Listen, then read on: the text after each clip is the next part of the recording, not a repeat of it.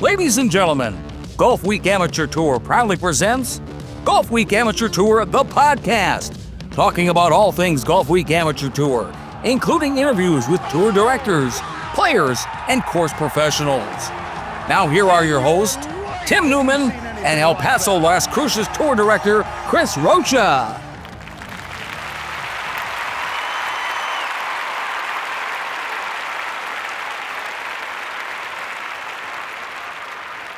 And we start again with the behind-the-scenes laugh. Chris, it's good to see you, buddy. Your whole face. It's good to see your whole face. Likewise. I mean, it feels like too long, but it really hasn't. No, it hasn't. Although, the next time we see each other, you will have traversed, half the country 3 or 4 times, right? Yeah, I would have flown to Dallas, driven up through Oklahoma to Branson, Missouri, driven back down to Dallas, fly home, wash clothes, then drive to Arizona. So you don't have free time. I mean, I'm golfing, so I guess that would be free time. So, I mean, our guest was just kind of joking that he has some free time. That's why he's joining us today. Right. But today's a pretty big day. U.S. Soccer is playing tonight. Are you gonna stay up for the whole thing? You gotta get up early, don't you? I'm gonna stay up for the whole thing. Okay. What kind of question is that? That's a nonsense question. Well, I don't know that I am, and I don't have anything to do tomorrow. But see, Well, it's just kind of citizen you are. but it starts at 10 o'clock for me, and that's already pushing it, right? I remember in Nationals last year, we watched Monday Night Football or Sunday Night Football because it was the Broncos playing, and it was almost 1 o'clock by the time the game ended. I was pissed. Did you have to get them to go to work? No, but they weren't serving this anymore. Maybe I don't know if it was because we drank too much. Well, because they were closing. Well, that's part of the problem then. That's a bar problem. Yeah. But anyway, let's get into we've got it's the end of July. We've got and we'll talk about this later. The course assignments for National Championship came out today. Yeah, saw that. So we'll talk about that, but let's get into our first guest. Everybody knows who this player is. I think he's a 7-time national champion. Qualifies for either you're a senior opener or you're a senior amateur. Just about every year he's played in 6 tournaments this year. Chris, guess how many tournaments he's won? He's played in 6. Just say 6. I mean, so let's. I mean, he's and before we bring him in, I got to tell you, I love having him on because he's number one, he's so down to earth, and he's so willing to give back and help, help all of us. And a lot of what he talks about is things that can help the average golfer. But we're going to talk today about kind of what he's done with his game and how he's improved this year as well.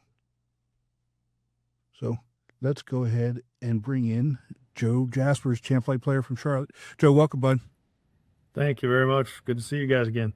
Good seeing you. So we joked a little bit that you've got some free time, and but I hate saying that you've got free time. We'll cover that here in just a little bit. But before the season started, and really even since the season started, you've done some game improvement lessons, haven't you?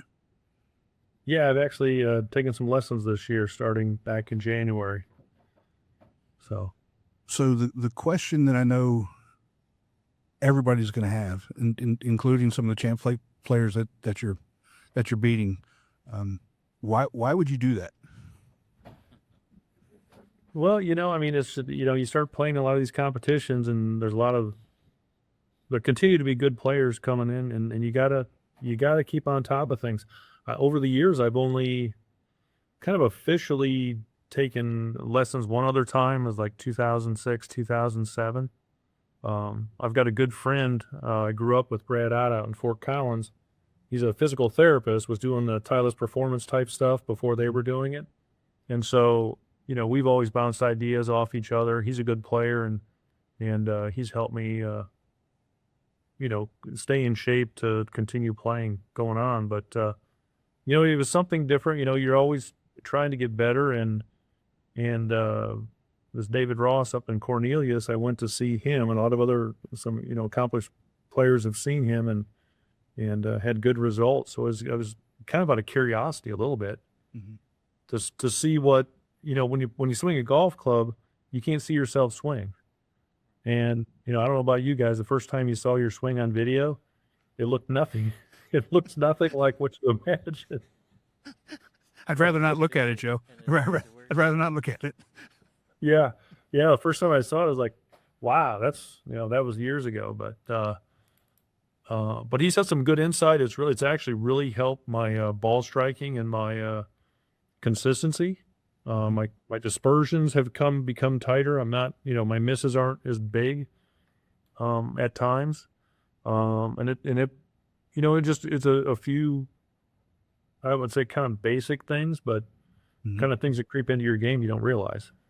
So when you went to go see him, was it for anything in particular, or just an overall swing evaluation? It was really just an overall swing evaluation. It's like, let's get in here, let's swing the club and tell me what you see. I guess when I go into those things, I'm listening and to what the person's thoughts are, but you got to try to fit those into what you do. Right. I wasn't going in looking for a big overhaul. And so he confirmed a lot of positive things about my swing, but he said, Joe, I'm not trying to change a lot of things. I'm trying to tighten things up. Right. But some of those things, it's amazing. Golf, you don't have to be off by much, and when that golf ball takes off, it can get moving the wrong direction pretty quick. But we've talked to you a number of times, and one of the things about you, and I've seen you play a lot, is you're really good at picking your spot and hitting your spot. So when you talk about your dispersion has gotten better, what does that actually look like in terms of a miss hit? How far off is it would you say a miss hit is for you?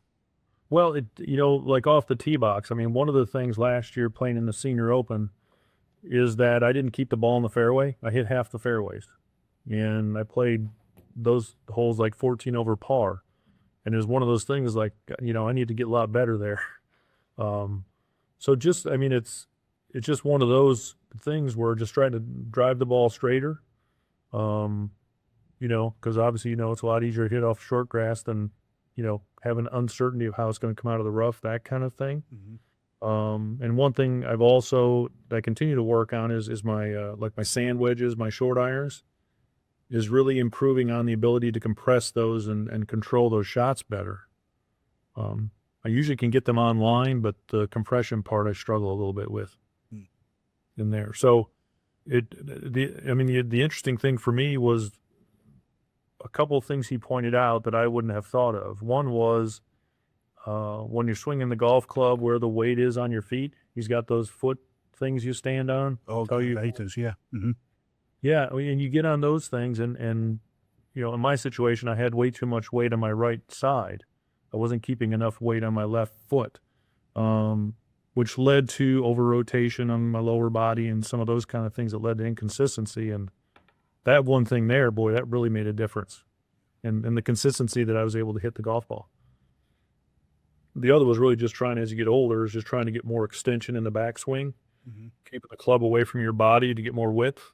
Those are really the two big things. So Chris, as I'm listening to what Joe's saying,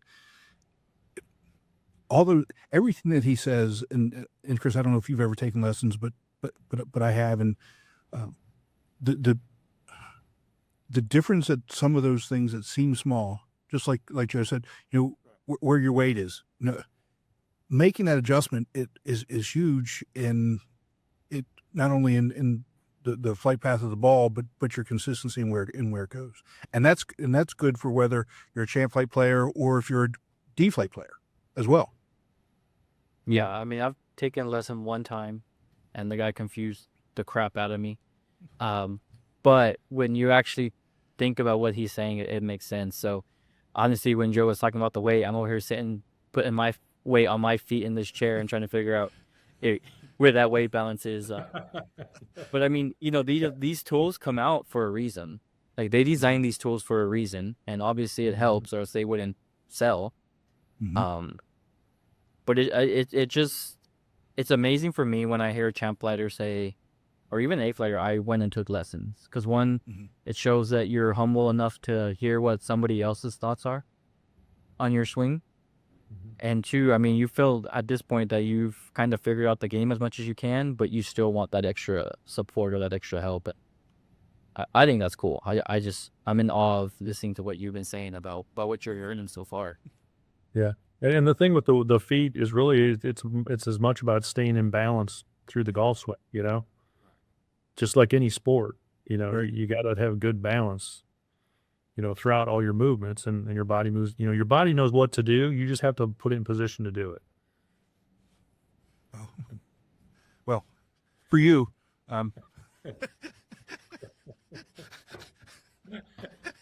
well, my dad always said, "Be where you're supposed to be and do what you're supposed to do." And I'm thinking, I don't know what I'm supposed to be doing. That's why I got in trouble. But Yeah. Joe, the lessons have obviously worked out for you. I mean, just looking at your scores this year, Chris, again, he's played in 6 tournaments. He's got 6 wins. 8 of his last 9 rounds are in the negative handicap number. Joe, how do you do that? 8 of your last 9 rounds, and the only one that wasn't was the Harbor Town one. You shot 78, and it still lapped the field. Oh, that one there. Yeah. I had a bad last hole there. Yeah, yeah. Made an 8. So that was the, Should have 78 and he made an 8. yeah, that was, yeah, that's a tough tee shot off 18 with that 40-mile-an-hour wind. Yeah. But yeah, he hit a little offline. So that was early on in my lesson regimen. But well, the thing is though, but the one thing though that, I've been, like I said, more consistent. I'm hitting more greens. But my putting has been very average. That's the one thing I've got to really improve on. Is I've got to putt better. So if I'm in 14, 15 greens, you got to start, you can 2-putt, but you got to start making some birdies. So when you say your putting needs to be better, where do you start to struggle from what distance out is where you struggle from? Well, really, the thing is just it's about not hitting at the ball inside 15 feet for birdie and making 2 out of 10, that kind of thing. I mean, you 2-putt all day long, but my goal is always to try to have 30 putts or less.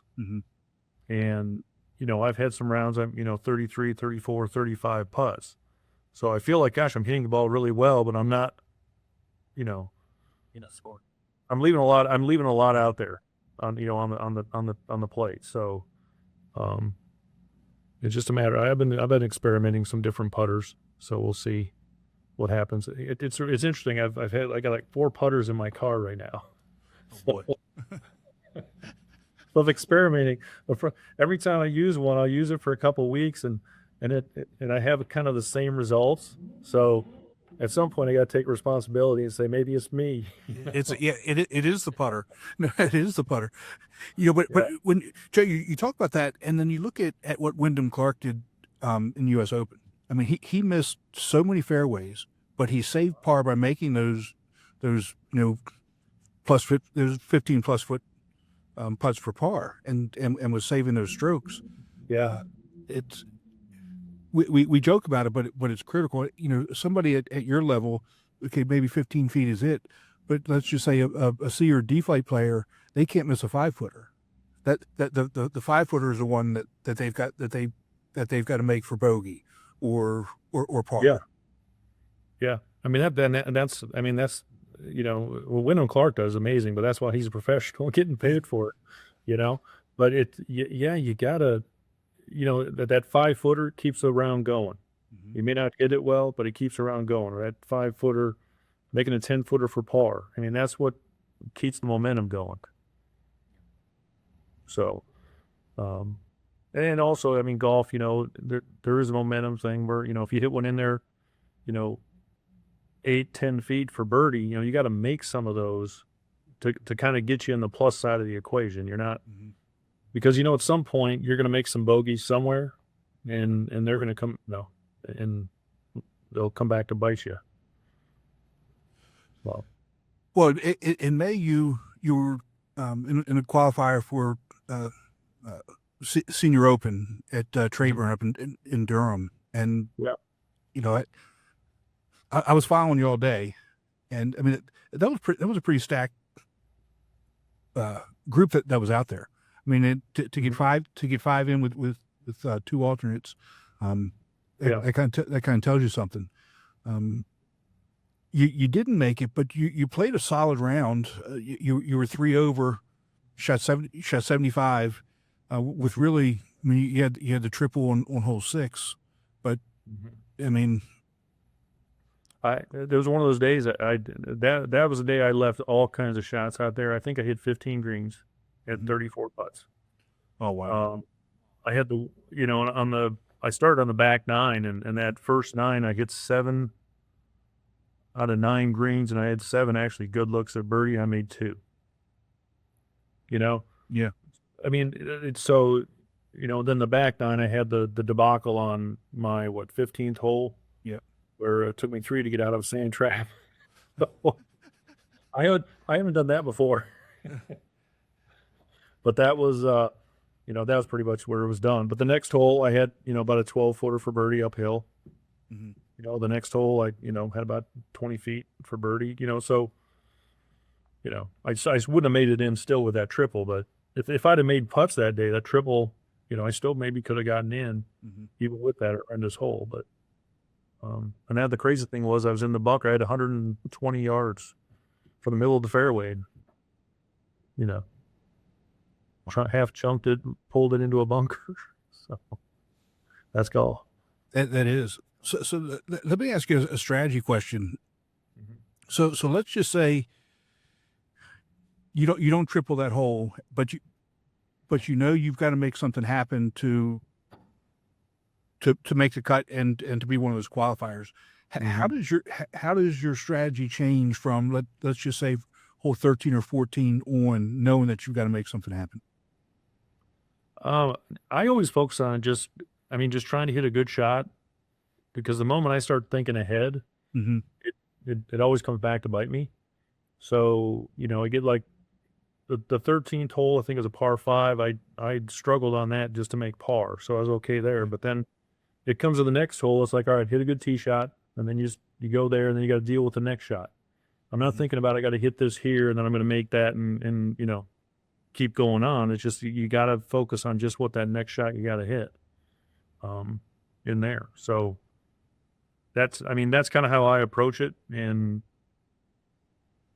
I guess the old one shot at a time, I guess, cliche, but you really got to get your mindset in that right then mindset, because you can't think, I got 2 birdie holes coming up. It's like, no, you try to birdie every hole, within reason. And then, Chris, that mentality right there is I think the separator, because you know how it is, and you've done it, I've done it. I mean, I think everybody I know except for Joe has done it. That okay, you're coming down the last few holes, you're 3 shots back, and then you start doing things that you wouldn't normally do, and you end up 7 shots back, as opposed to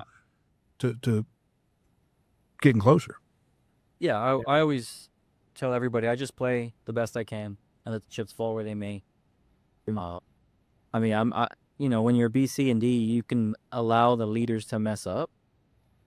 And if you're 3 strokes back and you par out the last 3 holes, it's easily that they can lose those 3 strokes. Yeah. As opposed to trying to make it up, and then now you're, like you said, 7 strokes back, and you're out of contention. Yeah, you kind of look at some of the holes too. Is when you're like hitting an approach shot into a green, if you're you always think about it, it's like, well, it's easier to make a 20 or 25 or 30 foot putt than it is to try to hole out of a bunker. Right. So sometimes you got to look at what shot you have, where the pin is. And you know what? Sometimes 20, 25 feet away from the hole is actually a good shot. And you got a reasonable chance of making that. Better than making it from the deep rough around the green or in a bunker or something like that. So, you don't have to knock it 5 feet, to make birdie. That's the... And Joe, Chris is kind of being quiet on this. He had a career round last week. Was it 73, Chris? 73, yeah. Nice. Yeah. We were going to disqualify him, but we gave him a break. I mean, like you said, Joe, I was just focusing on hitting middle of the greens. I mean, I figure at least 6 holes. If I go for middle of the greens, I'll be close to the hole for 6 of them. I didn't want to have to worry about chipping where we were at because the grass was grown. So you never, like you said, you never know where it's going to come out, even the short grass. And I found that I was hitting more greens than normal and 2-putting for parks. And I was okay with that. That's the kind of boring you like, isn't it? I was a number of years ago, Dennis had a guy in the Tour Championship. I think he was a B flight, and he shot something like 68 or 69. But he was playing Arthur Hills there, and you know how tight that is in places. He said, I didn't hit a driver all day. He just hit his 4-iron. And he kept it in play, and, because that's sometimes the difference between like a B flight or A flight or champ flight is, you get those wild numbers. Mm-hmm. They add up quick. And he said, okay, this is the way you need to play the course. And that's what he did. And boy, he played great. Dennis had to bump him, get a breakout rule. Yeah, but I'll take that bump too, though, right? I mean, that's a... Oh yeah, he was excited because he broke out the thing there. He's playing for Skins the next 2 days, but he didn't care. I mean, gosh, to shoot a score that you never shot before, in a tournament, let alone that's, it's just like hitting the ball just totally flush the way you want to, and it flies over the green 5 or 10 yards. It's hard to be upset. It is. Yeah. It is. Yeah, and Chris also got his first hole in one a couple weeks ago too, so he's also having a good year. Nice, Chris. A great 60 days, I guess. That's been an awesome 60. How many is that? That's the first. Oh, your first one. Okay. I had my third one last week. I was out playing during the week in a wingding, not a wingding, but just a outing with one of our board members there, and unexpectedly, I had one when I was 2 and 44. I said 78's my next expected hole in one, 34 years apart. Now this blew my math out of the water, so totally unexpected. Well, that's going to be hopefully the first of many for you, Chris. I hope so too. I mean, it was great. Unbelievable. Didn't even believe it because I can't really see the... Watch it go in? Could you see it go in? No, where the hole was, it was kind of behind a hill. But I was playing with 2 members from that course, and they're like, "Oh, it's in." And I'm like, "How do you know?" They're like, we know where the way the hole rolls and over there, it's in. Okay. And sure enough, we went up there, and I had my meta glasses, so I recorded the drive up, and it was pretty cool. It was an experience. Okay. Oh yeah, you just and you hit a good shot, I take it, or was it? Yeah. Yeah. Okay. Well, that's even better. Of course, it was a good shot. Well, I mean, usually, sometimes you hit, you hit it and it bounces 6 times, rolls on the green and goes in the hole. I mean, some of those. Yeah, but you know what? I've never had one of those. You know what? They still count. They count. Doesn't matter if it's pretty. So.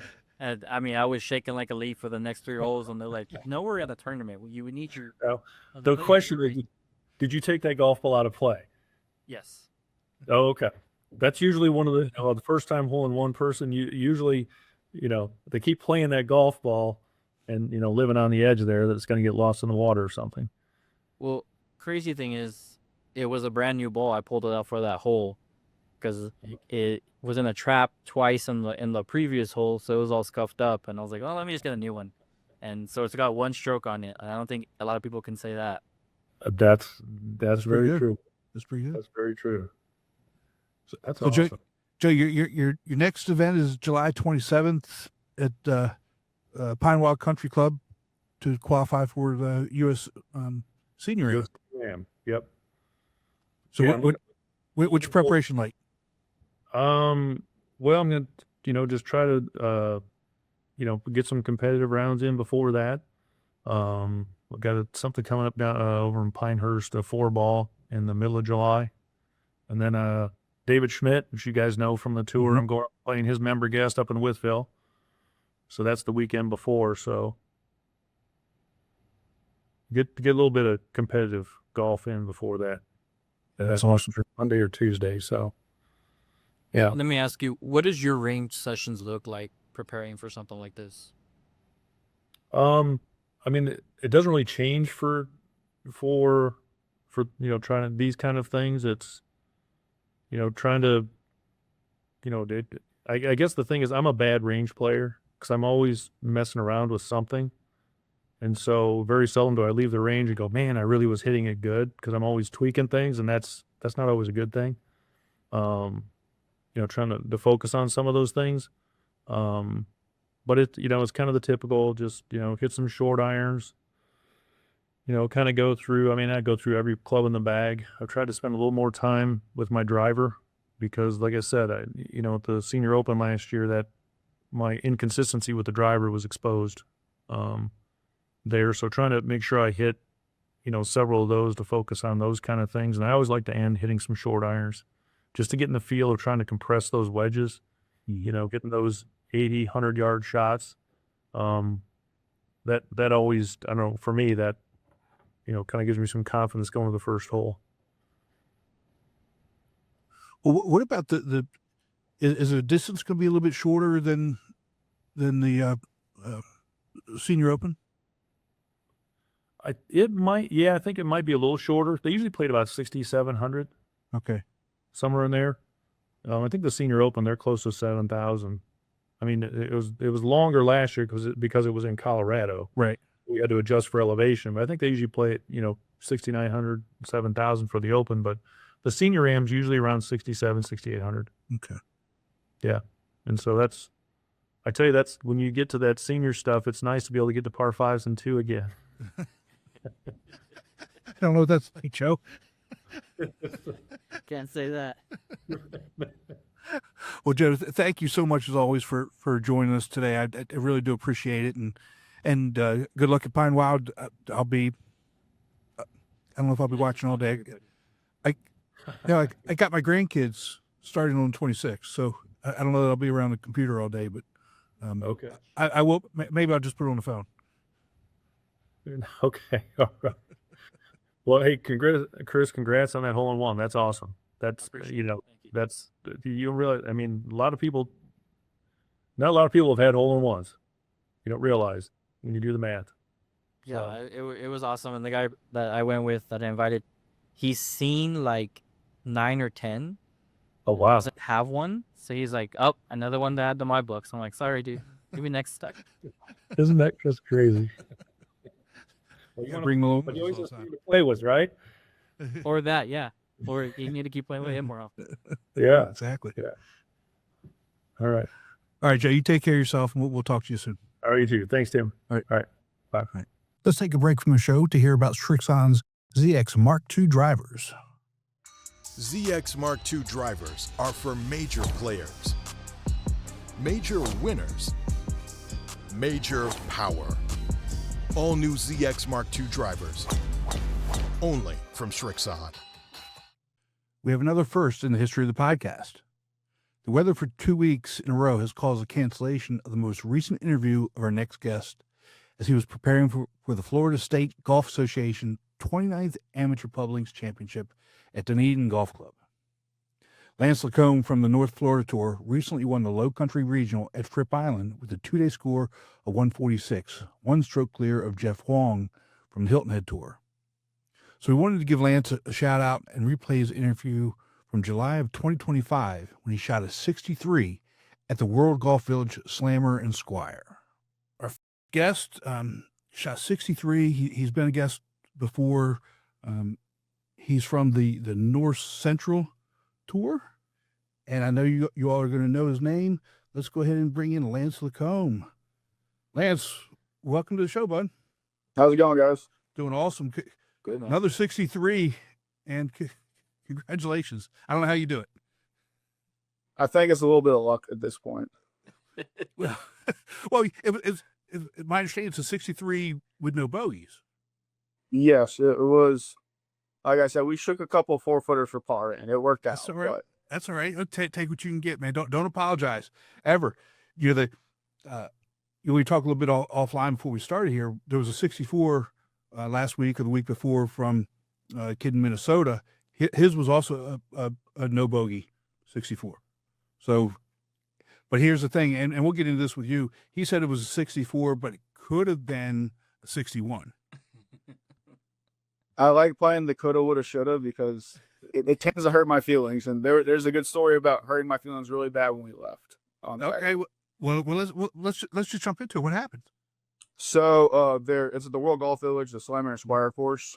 The King and Bear is the other one. And in 2022, I shot bogey-free 62 in a Golfweek event to tie the course record there with Chris Kirk. And we got done today on Saturday. And my buddy was like, yeah, it might be the course record. I'm like, I guarantee you I missed it by one, but let's go ask. So I walked in. The second I walked in, I'm like, hey, what's the course record? This guy's looking at me like, who's this guy with the camo hat asking what the course record is? And he's like, it's 62. And I'm like, okay, I've hurt my feelings enough today. And we just walked out, and my buddy's laughing as much as he can on the way out. But it would have been really cool to tie 2 course records in Jacksonville. That would have been fun. Yeah, and especially at that place. I mean, those courses are phenomenal courses. Oh yeah, they're great layouts. They're tough, and the good thing is, like, almost doesn't matter what tees you play because every tee shot's going to challenge you at some point, depending where you hit. So it's really good for like every flight. Then you're going to get the person that usually hit it the best out there. I mean, some courses are really wide open, and you can kind of fake it off the tee or vice versa in other places. But out there, if you don't hit it straight, you're going to be battling alligator to find your ball. Oh, and see, Tim doesn't do that. We don't do that. Nope. I'll pass. Hey, do me a favor, just scooch over just a little bit because we're cutting half your face off. There we go. I mean, if people have to look at my face, they got to look at everybody's face. So I'm trying to hide half of it at least. I understand. So tell us about the round overall, because again, I mean, you got 62. So when Dennis sent me this message about, I don't know, Chris. It was actually like the next day he sent this. I was going to ask you for it anyway, but he sent all the lowest scores ever. So you've got a 62. You're on this list a bunch. You got 62, 63, 65s. So tell us about the round and how that compared to the one at King and Bear. So at King and Bear, it was relatively dry. We got 4 inches of rain in 2 days leading up to the Saturday's event. And that course usually is pretty firm and fast, so it plays really short. But with all the rain, it was cart path only, which I think helped me because then you're not thinking about anything. You're more worried about trying to hoof yourself back to the cart, which I'm getting old. I got a bad foot, so it takes a little bit sometimes. And then we had a good grouping. Well, 2 of my best friends, Kyle Dodson, Chase Botson, and then one of my buddies, Traveris, was playing. So everybody was in a good mood and ended up just didn't think it was going to be a low round. No warm up, no range. We were just hitting fun chip shots around the greens. And first hole, I hit driver wedge like 20 feet and left it right in the heart. And I'm like, here we go. We're going to have another day where we just can count all the strokes you throw away.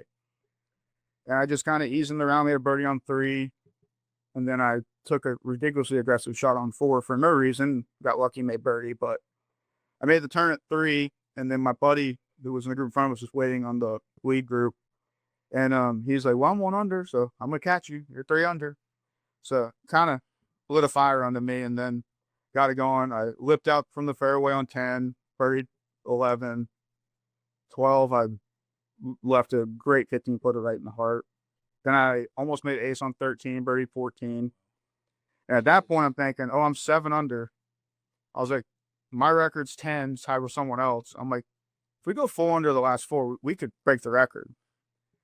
And then I missed my only green of the day with a wedge in the par 3, which was demoralizing. Yeah. And then birdied 16, hit a good chip in there for eagle and like 3-peat.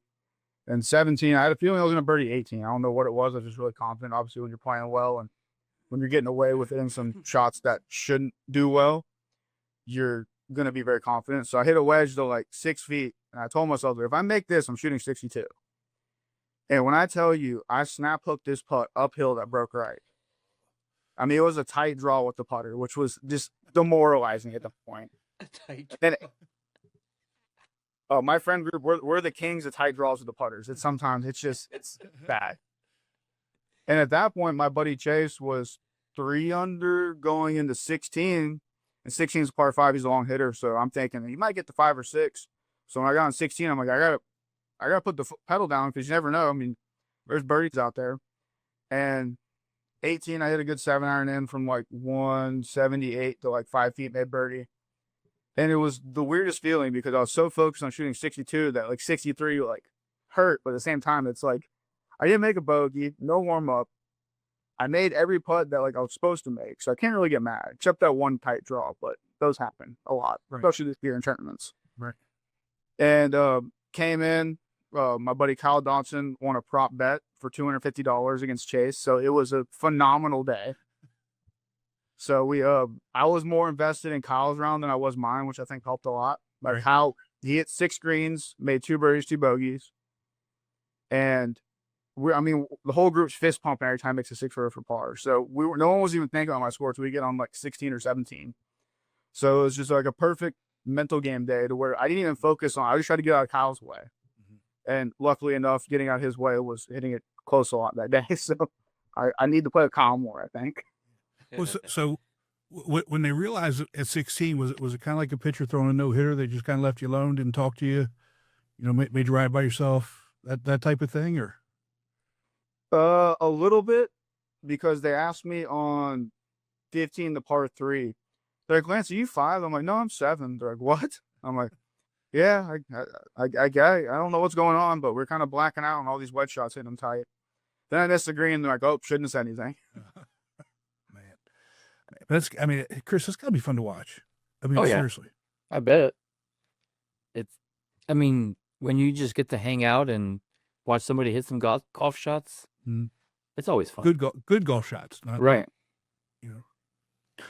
So let me ask it's kind of a series of questions. Okay. When we got this information, and I started looking at all the tour's lowest scores, I went and kind of pulled a handful of players across the country who have the plus handicaps. Okay. And just kind of as a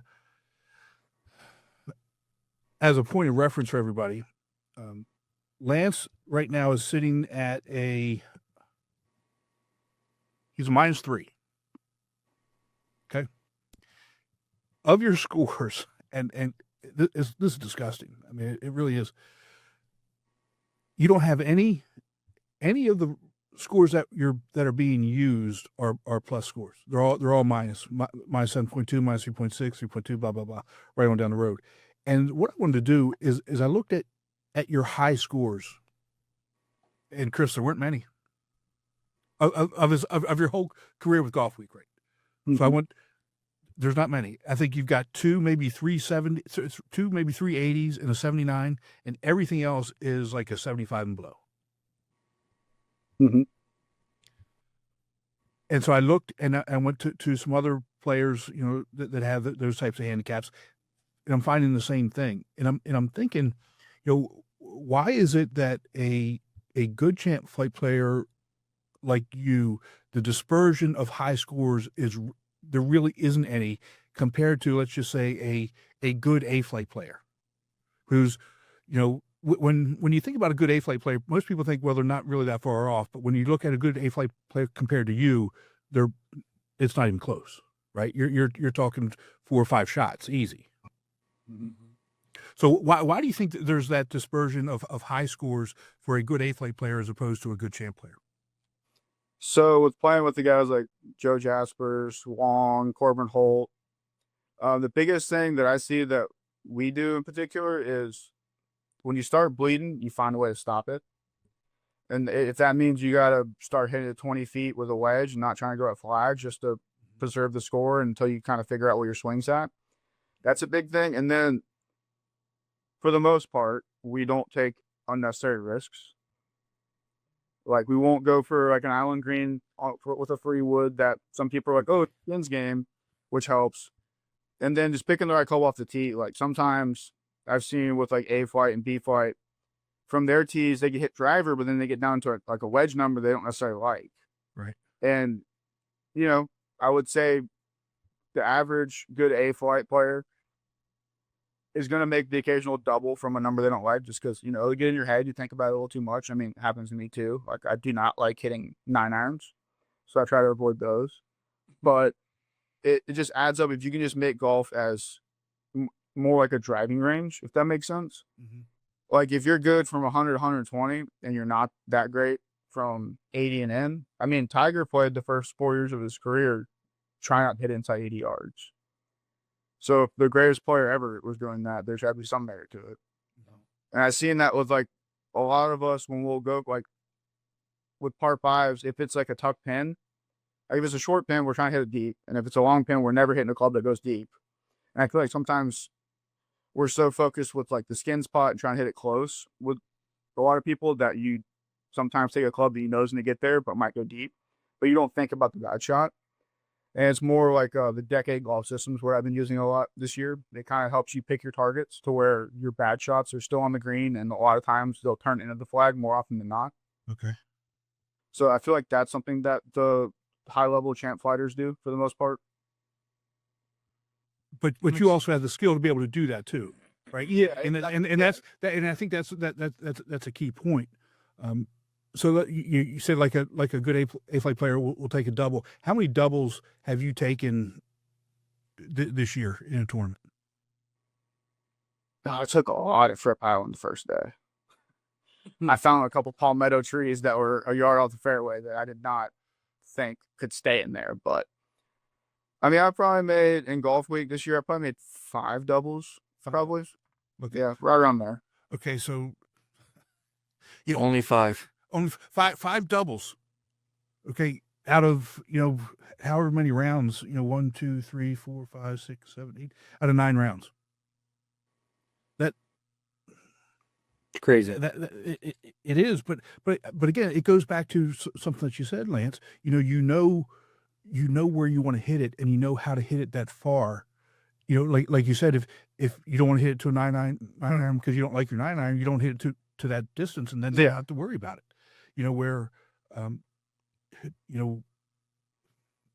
Maybe A flight players can do it, maybe some B flight players can do it, but C and D flight players, they're just swinging away and let's just say they've hit their 7 iron 180 yards once, and then you think they hit their 7 iron 180 yards when they probably hit their 7 iron maybe 150, 160 yards.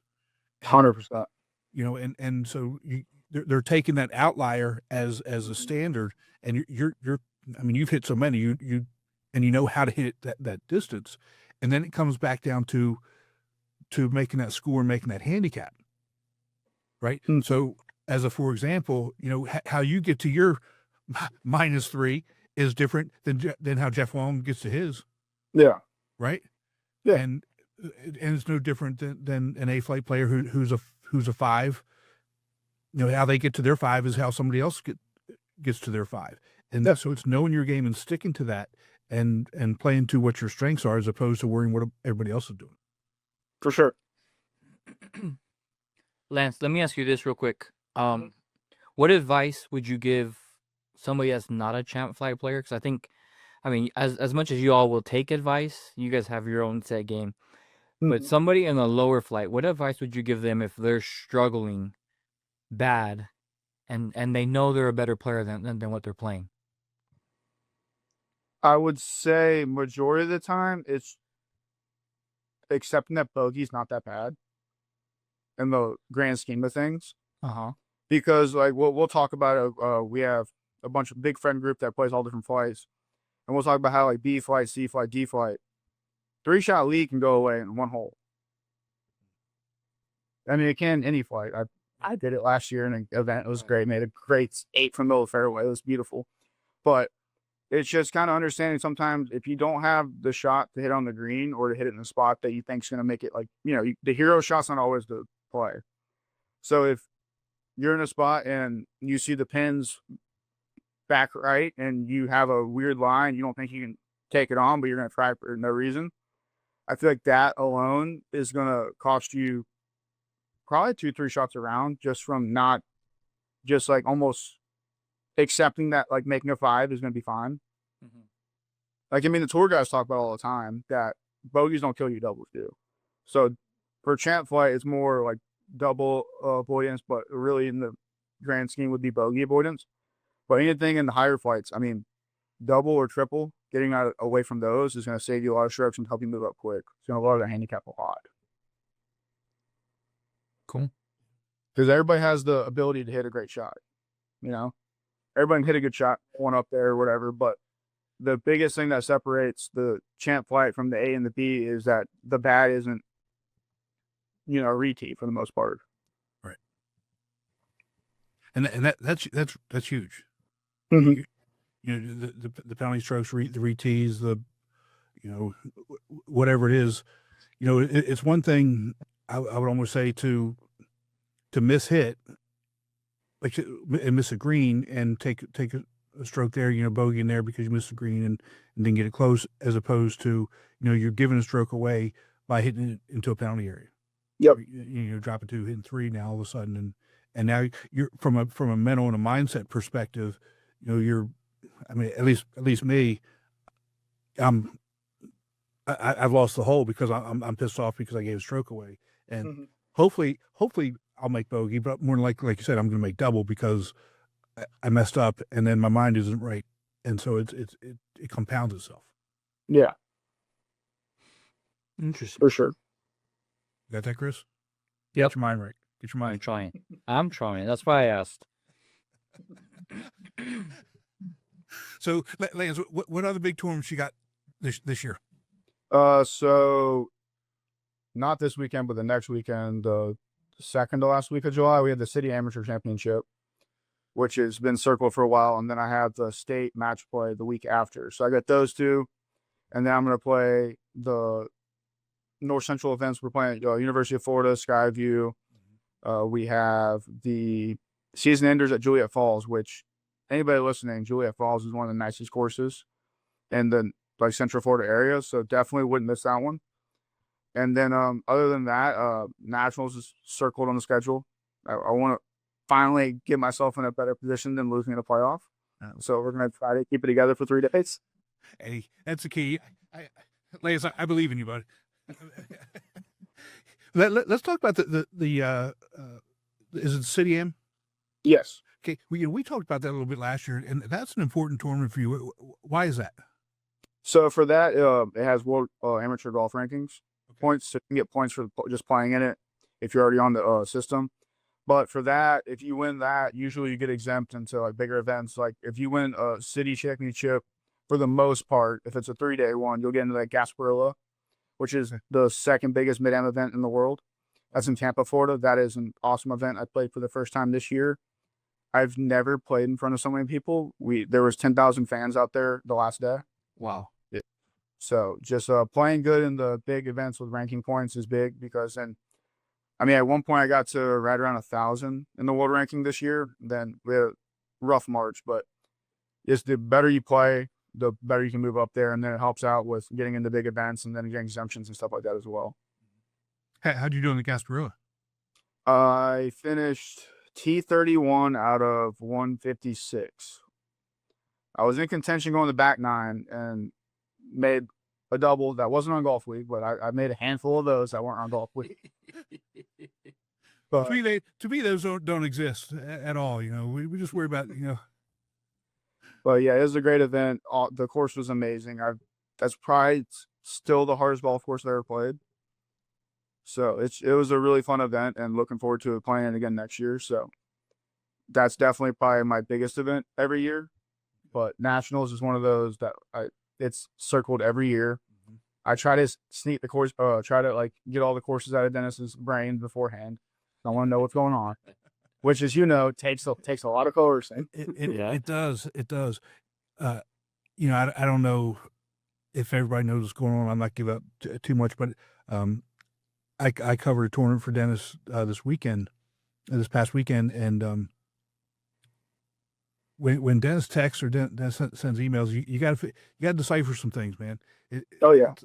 And I'm sitting at the scoring table with Susan. I'm thinking, we got to make a decision. I don't know what this means right now. and I'm trying to figure it out. I said, Susan, you text back and forth with him all the time. What does this mean? She looked at me, I don't know. But yeah, it's Dennis will play things close to the vest, and then you got to figure some stuff out. But God bless him. I mean, the courses are out now, though. Yes. I think champ is Hampton Hall, Country Club at Hilton Head, and I forgot the third one. Well, It might be Oyster Reef, I think. I'll tell you what, I let me might pull be it. wrong. Let me pull it up. But if you're at Hampton Hall and Country Club, Mhm. I'm expecting low scores like you had a couple years ago.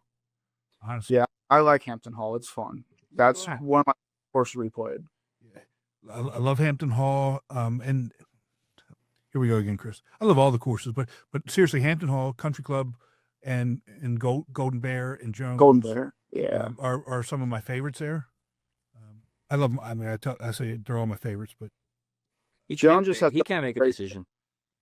Has a great finishing stretch at Jones. It's so good with that because the wind could pick up and the holes that you would think you could score on can be like you're trying to survive and make par. It's just a really good finishing stretch for sure. yeah. So yeah, I can't find that list off the top of my head, but if you're heck, if you guys are at those two courses, Hampton Hall and Country Club, it's gonna be low scores. Looking forward to that. Hoping so. Hopefully the game rounds into form there. Now, hopefully I didn't like play too good now and then struggle a little bit coming in, but we'll No, see. I mean, yeah, you know your game better than anybody else, but I mean, this is right about the same time last year that you shot the 62, right? Let me pull it up. Something like that. I think I shot 65 and 67, 65 or something like that. 1, let's see here, 65. Yeah, So he's got you highlight on here a bunch of times, but so June 23rd of 24, you shot 65. Okay. Yeah, it was a at 2 day. Osprey Cove. Yeah. So I mean, it's 3 weeks apart. I mean, I think you're in a good spot. Maybe I figured out when to play tournaments. There- Right time. That's awesome. All right, bud. Well, I'm hoping I see you before nationals. That if you get any more low scores like this, let me know, and we'll get you back on. But I love what you're doing, man. It's pretty awesome. Thank you. Appreciate you guys having me on. All right, bud. No Take care of yourself. You too. Talk soon. Let's take a break from the show to hear about Strixon's ZX Mark II irons. A great iron set needs more than good looks. It's gotta be fast and gotta be pure. But good looks never hurt either. The all-new ZX Mark II irons from Strixon. This was such a good episode to have two of probably two of the best champ flight players on tour for this episode. And as we're getting down to it, we're going to feature as many regional tour winners as we possibly can as we're leading up into national championship. Although we do need to get Roger on here. We haven't had Roger on a little bit, and there's obviously some things we need to talk to him about. A lot of club kicking and foul language at the U.S. Open. So we definitely want to talk to him about that. But a couple other things as well. And plus, we just need to catch up with him. We haven't talked to him in a while.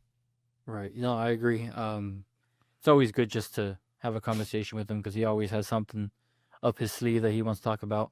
Mm-hmm. But I don't know if you realize this, we're only 4 months away from nationals. Dude, I know. And I know it's coming up so quick. I can't even believe that it's July. I mean, in just a couple of days, you're like I said, you're heading off to that regional, and then you've got a Tupac tournament. So, it just goes by so freaking quick. Yeah, it does. And I mean, I already booked my flights. Got to book my practice rounds for nationals already. It before you know it, it's already time to start lugging that big box around and go to all these events. I know. When are you coming in? You coming in on Monday? Tuesday. All right. I fly. If Tuesday's the cheapest day to fly. Period. So you leave it on Tuesday too? Cheapest day to fly. All right. You Tuesday after seniors. No, it's I don't remember what time it is. Sometime on Tuesday. So you'll be here for like 3 weeks. Because seniors is over on a Thursday. So you can leave the Tuesday after seniors. I can't play in the seniors. Why would I? No, but I'm just talking about coming and hanging out. Just talking about coming and hanging out. Give me an exemption. You got it. There you go. It's given to you. I don't think the seniors would appreciate that. See? Oh man, that'll be awesome. That'll be awesome. So you're gonna interview winners up in. I always this is why I've got bad brain. I always call that place Buffalo Trace. No, it's not bad, Ben. It's just that's what you want right now. There's a nice tall glass. So it's undeniable. I don't blame you. So when are you going to interview the Buffalo Trace winners? I'm gonna try. It is tea times. Is it? I don't know how long the Champion A guys must stay. And I plan on being in the last group for B flight in contention. So if they're there, I don't mind.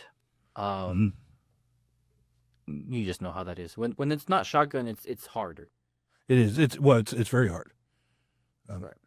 If it's very hard if you're playing, even shotgun, because if everybody's coming in at the same time, and it's a lot of times it's chaos. Even for us trying to wrangle guys, and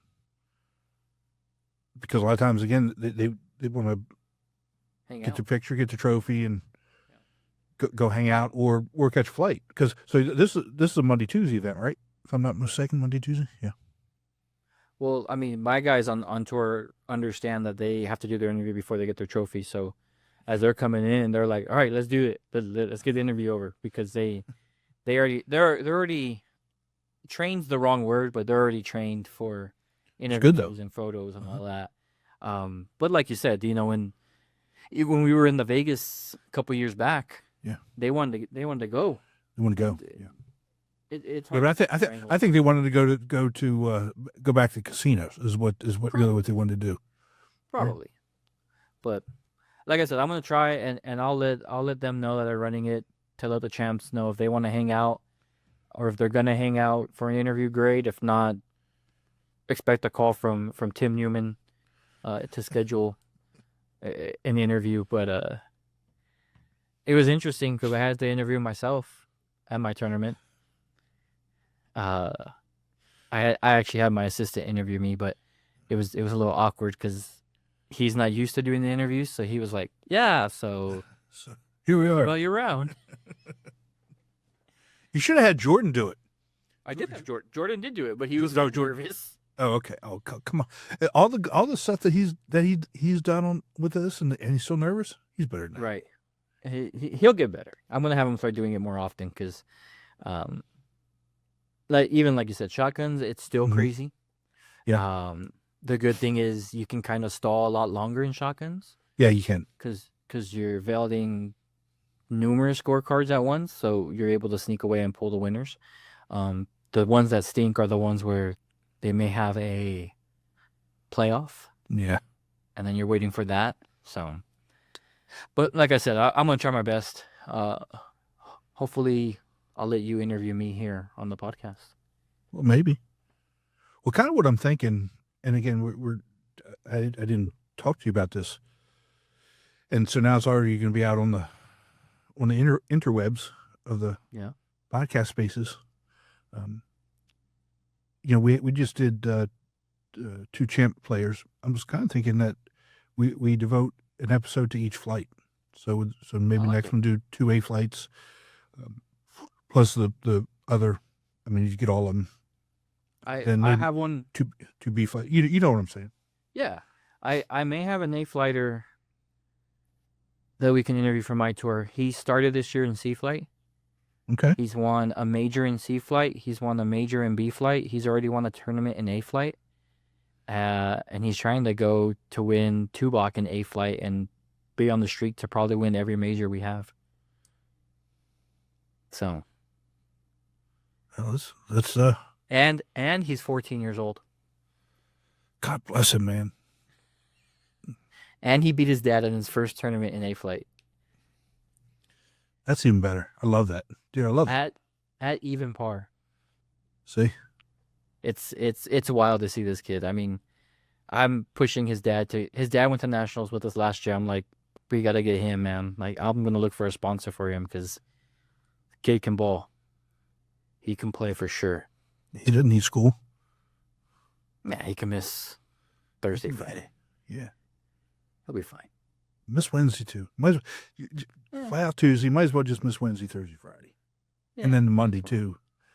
I mean, No, they'll fly back Friday or Sunday night. because Tuesday is the best hit fly.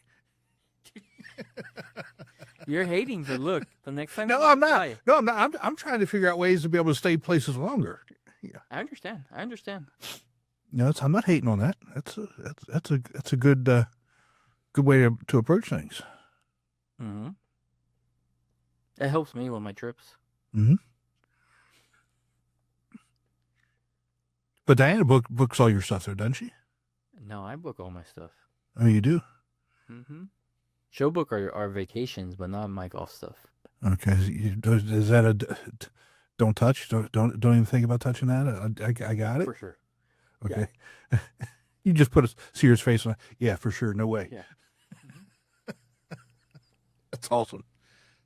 So let's talk about your round, man. You're 73. Yeah, it was. I told you it was starting to click. Mm-hmm. Honestly, I blanked out for most of the round. I will tell you this: there's hole number 4. So we're playing in literally the mountain. So you're on a mountain cliff. You got trees all the way, and I hit mine to the left into the trees, not very far in, and I have 3 gaps: a very large gap, a medium gap, and a very tiny gap of trees. And I told my playing partner, I said, screw this. It's the 4th hole. I'm going to go for it. And the ideal was to go for the middle gap. Okay? Because it was onto the green. I'm going to chip or like punch it out. It'll get me either in front of the green or on the green. And, 2 putts at worst for par. Bogey maybe. But if I hit a tree, then we're talking triple. Like, it was a gamble. I proceed to hit the shot, and it goes through the smallest gap and barely misses a tree. Hits the front of the green, bounces twice, and we hear it hit the pin. And we're like, well, that could be good or bad. Right. Because that thing was screaming as it went through the trees. You drive up, and it's a tap in. Oh, my goodness. For par. No, for birdie. First birdie of the day. And then after that, almost chipped in on the next hole for another birdie, got par. Next hole almost chipped in again. And before you know it, I'm 1 under 316. And even on hole 16, like all directors get, when they decide to play, is they get ruling questions that they can't answer when they're done. So I'm answering this question because they won't stop, and I'm walking up to the green, and I line it up, I putt it, it goes in. I'm like, all right, guys, I'm gonna go back to work, pick up my ball, and go back to the cart to start texting the ruling again. Look up the ruling. It was just one of those days, like nothing. That's awesome. It was very enjoyable. So where's that put your index at now? It dropped it down like 1 stroke. It wasn't terrible. I think I'm hovering around a 9.8, if I remember correctly. Okay. But like we said at the beginning, I'm ready to get back. 10. You're 10.7 now. Oof. Jordan's a 9.9. Got plenty of room then. I'm ready to get back. I'm ready to play some good golf. Now's the time to start slowly cranking it up a little bit. Mm-hmm. And be ready for nationals. So who's going with you out to, let's call it the right thing. Let's call it Big the right Cedar? thing. Yeah, Big Cedar, Buffalo Ridge. Me, my brother Sazo, Mm-hmm. and then I have, let's see, Jared, Orlando, John, like I think 5 or 6 other guys from El Paso going. Okay. We got a good group. I think we have all flights covered. Good. Maybe not champ. A through D, I believe we have all flights covered. That's awesome. It's going to be a good time. It is. I think last time we went, I played pretty well too, and I think my brother almost won. He choked on 18, and I can say that because he tells me he choked on 18. So I can't wait. They're allowing caddies apparently, so I might get a caddy too and just get that little extra help. You just make sure you play fast. Don't be lollygagging. I'm not You know, carrying the bag. I'm going to the cart. You don't want somebody having to come running all the way out there and tell you hurry up. Oh yeah, I remember that. Oh, it wasn't my fault. That was the whoever set up those tee times. It was their fault. Oh, it's their fault. I got you. That's awesome. Split in the tee times. Hey, what are you gonna do? Blame the tour director. That's probably the best thing to do. It actually helped me out because they were rushing and they started losing their lead, and I took second place, so can't complain. See, I just don't know what you would have done if there was a playoff. I wouldn't have done anything. Rock, paper, scissors, let's do it. There you go. That's it, man. Because it was dark and oh my gosh, I don't know if you remember, but Jeremy, the Milwaukee tour director at the time, we didn't have the all close to the pins, and he went out by himself walking around the course. We said, "Where's Jeremy?" With his little flashlight. Oh my god. That was so much fun. Well, anyhow. I don't know how I was the last group, though. That didn't make any sense to me, but anyway. Ask the tour director. I mean, I don't know. That's me.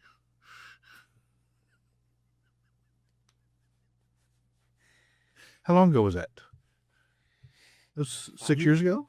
No, it was 6 years ago. 5 years ago. 5 years ago. Right. Right after COVID? I can't remember anything that far back. You know that. Okay, I'll ask Jen.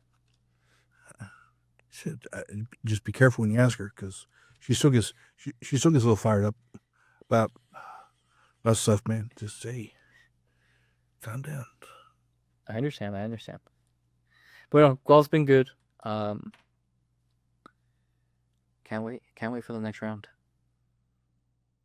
So where are you doing your practice rounds? I think we might stop in Oklahoma on the way up and play a practice round there. Again, ultimate goal is to play golf in every state. I will never go to Oklahoma unless I have to. And in this case, we have to. So I figured might as well stop someplace and play golf real quick and then mosey my way out. So you're flying to Dallas and then just getting in the car? Uh-huh. And by doing that, saved me almost $250 in flights. Why don't you just fly out on Tuesday? Because Tuesday's the tournament. No, this past Tuesday. I'm not going to be there for a full week. There's nothing in Missouri. Golf? Oh, yeah, but I have work I have to do, unfortunately. Oh, work is always getting in the way. That's always an excuse. I'm not like Joe. All this free time. That was funny. Well, we got the national championship courses announced. Yes. We did. And it's interesting because everybody will play 3 different courses. Yeah. This is so if you're champ flight, you've got they've got Golden Bear, Arthur Hills and Palmetto Dunes, and Trent Jones. Are you reading it off like a little paper or something? My phone. Oh. What do you think I was doing? It looks like you're squinting really bad over there. Well, I had I had to actually make it big, and I was still squinting. But yeah. But I mean, good courses, man. A flight, you got Robert Trent Jones, Golden Bear, and then Arthur Hills, Palmetto Dunes. Yeah. So they're kind of just flip-flopping it. That's awesome. See, B Flight 1, I think, has the best rotation. I'm just going to tell you that right now. Yeah, right. You've got Hampton Hall, Country Club of Hilton Head, Good course. the Golden Bear. Golden Bear.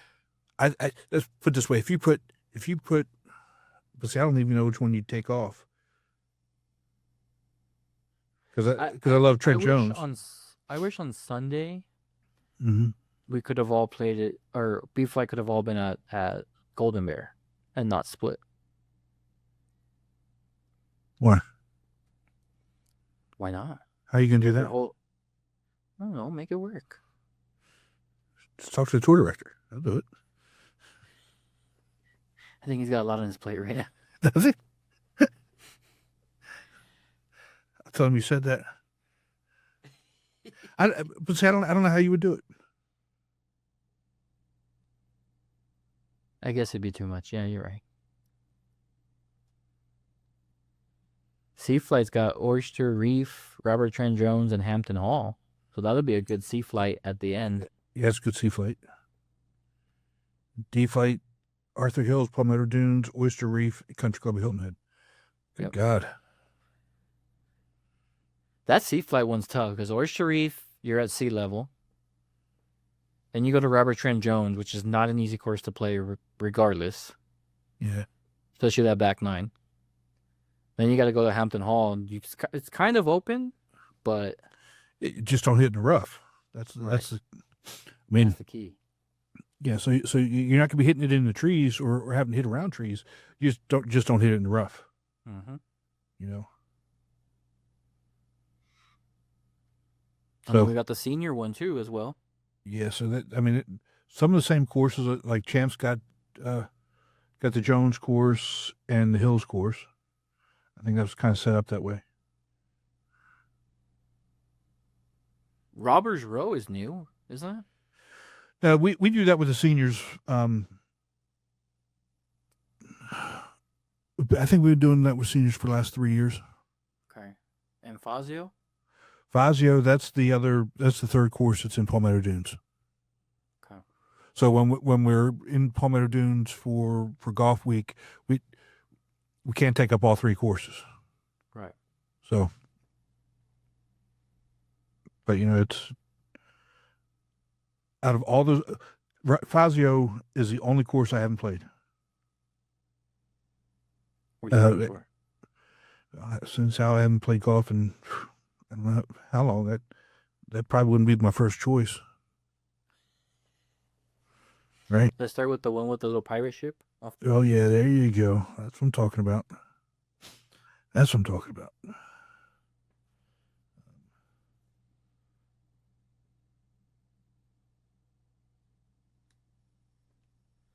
So this could be fun. Go ahead and start booking flights, start booking lodging. That's my next thing on my list. Because, the lodging will get you. We got to bring, how many guys you gonna bring? 30? God, I wish I could bring 30. The goal is to bring at least 2 per flight to compete in the Mm-hmm. minimum. And we've been hyping it up. And with our Ryder Cup being away this year, I think we might get a little bit more. But, like we always say, it's a little bit harder for us West Coast to get out there. But I'm pushing it. I know a lot of guys enjoyed it last time, so. Mm-hmm. So if you fly out, generally, is that a one stop or a two stop? Can you fly from El Paso to say Savannah nonstop or no? No. It's not A that. 1-stop minimum. Where are you stopping? Dallas. I usually stop in Dallas. See, when I found the flight, usually I'll fly out 6 a.m. Mhm.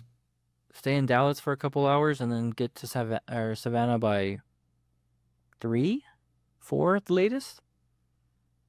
Savannah time, Eastern time. Mm-hmm. This time I found the flight that leaves El Paso at like 11:30 and gets to Savannah about 6:30, which I'm okay with. Doing a little drive. What's it, an hour drive maybe? It's an hour drive. Get there in time for a drink and hang out, find my place. Take a nap. Nah, it's too much fun out there to take a nap. I'm just gonna take a nap. I'm tired. I'm tired, Grandpa. See what happens. All right, my friend. We'll travel safe. Appreciate you. Finish in the last group.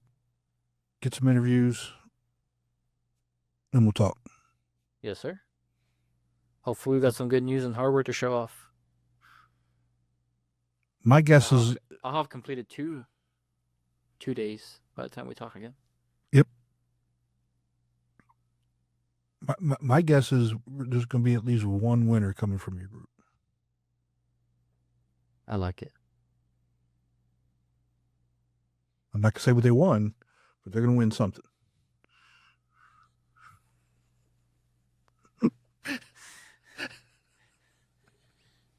A skin. They'll win something. I don't know. We'll decide what that is before we get on the air again.